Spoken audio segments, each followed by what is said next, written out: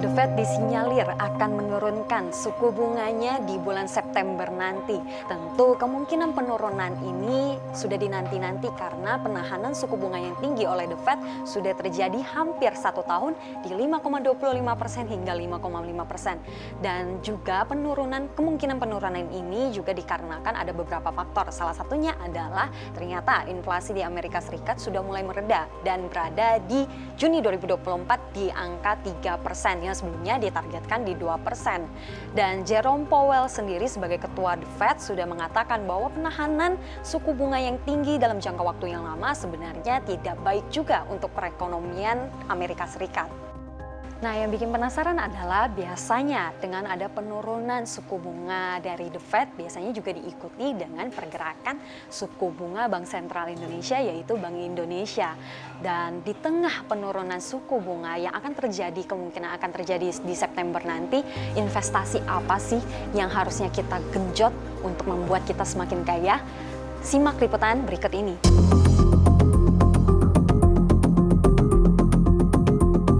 Sebelum membahas lebih jauh, Sobat My Money perlu tahu kenaikan suku bunga acuan oleh Bank Sentral Amerika Serikat, The Federal Reserve atau The Fed, terjadi terakhir kali pada Juli 2023 dengan kenaikan sebesar 25 basis poin dibandingkan Juni 2023. Keputusan menaikkan suku bunga menjadi 5,25% hingga 5,5% di bulan Juli tahun lalu menjadi langkah agar inflasi di Amerika Serikat dapat lebih terkendali.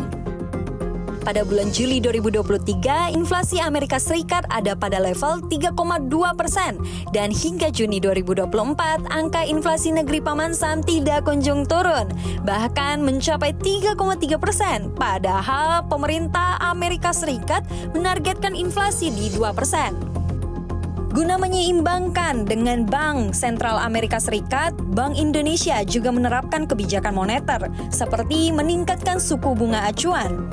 Pada Juli 2023, Bank Indonesia memutuskan suku bunga acuan ada di 5,75% dan hingga Juni 2024, suku bunga acuan Bank Indonesia sudah mencapai 6,25%. Mirip dengan tujuan The Fed, Bank Indonesia hingga Juni 2024 masih mempertahankan suku bunga yang tinggi di 6,25% demi menjamin inflasi tetap di rentang yang aman, stabilisasi nilai tukar rupiah, dan memastikan masuknya aliran modal asing. Kenaikan suku bunga Bank Indonesia tentu memiliki dampak tersendiri bagi masyarakat, mulai dari harga barang naik, bunga pinjaman naik, daya beli masyarakat tertekan, dan lapangan kerja berkurang. Oleh karenanya, kabar prediksi pemangkasan suku bunga The Fed masih menjadi angin segar tersendiri di pasar keuangan. Nah, menjelang penurunan suku bunga ini sebenarnya investasi apa sih yang bisa bikin kita cepat kaya dan tabungan melimpah? Yuk kita tanyakan ke masyarakat, mereka lebih pilih investasi mana sih?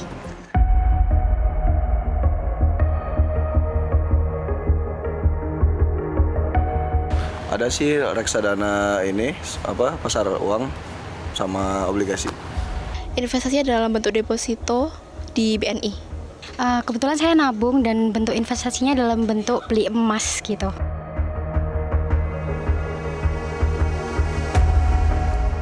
Karena mungkin dari dulu sih tahu dari Instagram atau TikTok juga ya, akhirnya pakai produk itu. Jadi ya udah, ternyata banyak juga tuh orang mulai pakai reksadana, terus dengan risk yang kecil jadinya juga saya ngikut buat nabung gitu pakai produk itu gitu.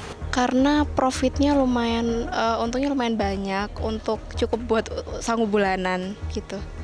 Karena menurut saya harga emas itu akan selalu naik kan, Kak. Jadi kayak kalau misalnya beli emas, terus saya kan juga remaja. Saya tuh kadang-kadang sering impulsif gitu. Kalau dibeliin ke emas itu nanti kayak kita kan jadi nggak bisa beli-beli nih. Nah jadi harganya terus naik gitu.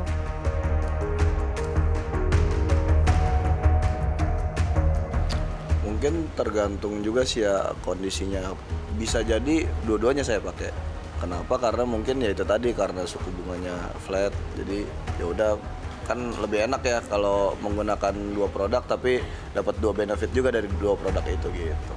Sepertinya tetap, karena nanti bakal ada kayak salah satu pihak dari bank yang memberitahukan bahwa ini akan berpengaruh ke produk saya, bakal turun atau nggak profitnya. Kalau misalkan turun saya akan pindah produk, tapi kalau misalkan nggak turun itu nggak akan pindah produk gitu. Bisa jadi saya tetap beli emas, kalau nggak saya akan menabung di bank melalui deposito juga, karena pihak bank pasti akan memberikan keuntungan-keuntungan kepada kita juga. Ya, memang tujuan dari investasi tidak hanya untuk menabung, tetapi juga dapat meraup margin sebesar-besarnya. Oleh karena itu, pertimbangan produk investasi menjadi penting dikala ketidakstabilan global. Menghimpun informasi dari cnbcindonesia.com, terdapat 3 jenis produk investasi yang bisa dipertimbangkan di kala penurunan suku bunga bank sentral nanti. Yang pertama adalah surat berharga negara yang terbagi menjadi 3 jenis, yaitu jenis pertama obligasi negara retail atau ORI, yang kedua adalah obligasi negara fixed rate atau FR, dan yang terakhir sukuk negara retail yang bersifat syariah. Selanjutnya reksadana pendapatan tetap berbasis SBN, dan yang terakhir adalah saham seperti properti, otomotif, multifinance, dan telekomunikasi. Kalau tadi kita sudah menanyakan kepada masyarakat, saat ini saya mau nanya nih kepada yang lebih expert di bidang finansial, sebenarnya di potensi penurunan suku bunga ini investasi apa yang menjadi primadona? Halo Mas Akbar. Halo, Dev. Apa kabar? Kabar baik. Mas Akbar, ini mau tanya-tanya nih mengenai potensi penurunan suku bunga. Sebenarnya impact-nya ke kita kayak gimana sih? Ya, jadi kalau kita bisa lihat di berita itu kan ekspektasinya itu kan The Fed itu bakal cut rate pertamanya itu di bulan September ya. Nanti biasanya hal seperti itu tuh akan diikuti juga sama Bank Indonesia. Ya, jadi ada penurunan juga suku bunga juga di suku bunga acuan Bank Indonesia, dan itu ekspektasinya di bulan November di situ ya. Nah, ada beberapa hal yang harus diketahui terkait cut rate ini sendiri, terutama cut rate di bank sentral pastinya. Yang pertama, ini adalah sebuah risiko sistemik. Jadi ketika ini terjadi ya, sama halnya seperti ada kenaikan nilai tukar rupiah terhadap dolar dan lain sebagainya. Ini akan ada beberapa aset yang mendapatkan efek dari sini semua ya. Kalau kita bicara mengenai instrumen investasi apa yang diuntungkan, cut rate ini biasanya akan ada dampaknya ke pasar obligasi ya, atau surat utang negara maupun yang sifatnya syariah maupun konvensional ya, karena ini merupakan instrumen yang cukup sensitif sama kenaikan atau penurunan suku bunga itu ya. Biasanya ketika suku bunganya turun, maka harga pasar uang itu jadi kurang menarik ya. Orang biasanya nabung di deposito, mereka akan mereka akan pindah ke obligasi negara, ke SBN ya.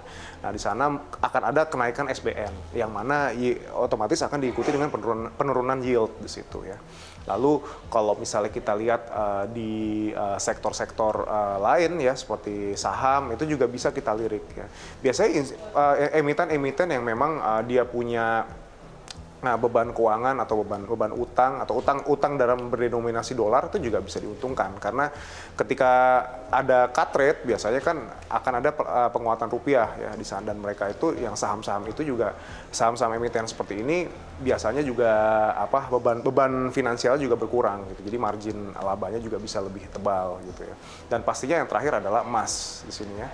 Emas ini biasanya juga punya korelasi yang cukup penting diperhatikan terhadap cut rate. Biasanya ketika suku bunga turun, ya itu harga emas juga naik karena ada korelasi sama nilai tukar USD juga ya di situ ya.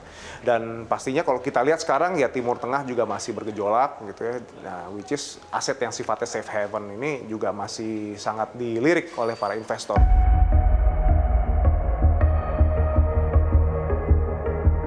Ya pastinya kita sebagai investor kita harus melakukan diversifikasi ya. Jadi kita nggak bisa mengandalkan satu instrumen saja gitu. Jadi kayak misalnya kita cuma investasi di emas saja, kita mungkin lupa ada peluang lain yang di instrumen lain yang bisa kita bisa manfaatkan di situ. Lalu ketika setiap aset itu kan juga pasti punya sensitivitas tersendiri terhadap isu-isu yang ada gitu ya.